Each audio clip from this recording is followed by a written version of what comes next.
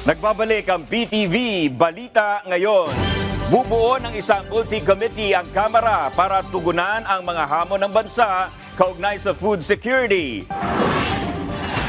Sa ilalim ng House Resolution 2036 na akda ni House Speaker Martin Romualdez at Senior Deputy Speaker Aurelio Gonzalez Jr., magsasanib ang 5 House Committees, ang Ways and Means, Trade and Industry, Agriculture, Social Services at ang Special Committee on Food Security. Kabilang sa mga layunin ng Quint Committee ang paglalatag ng mga hakbang para makamit ang 20 pesos kada kilo na bigas, pag-aangat sa taunang Gross Value Added Growth o GVA sa agrikultura at pagpapababa sa agricultural production losses sa 15% mula sa 30% at pag-stabilize sa presyuhan ng livestock at poultry.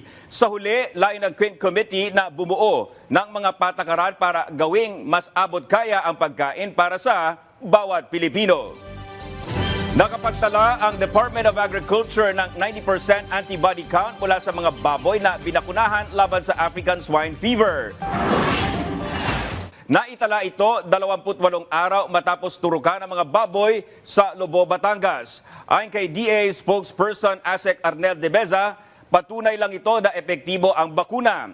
Umaasa silang magtutuloy-tuloy ito at magiging basehan ng Food and Drug Administration para magkaroon ng commercial approval para sa bakuna. Sa ngayon, tumaas na sa 534 ang bilang ng mga barangay na apektado ng ASF ngayong Oktubre mula sa 458 na barangay noong Agosto. Sa pakikipagpulong ng kagawaran sa ilang grupo ng mga nag-aalaga ng baboy, hiniling nila kay Agriculture Secretary Francisco Tiu Laurel Jr. na kumbinsihin si Pangulong Ferdinand R. Marcos Jr. na aprubahan ang Emergency Use Authorization ng ASF vaccine mula sa Vietnam.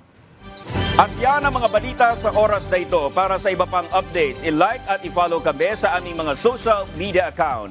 Ako po si Dominic Almelor para sa Pambansang TV sa Bagong Pilipinas. Magandang tanghali.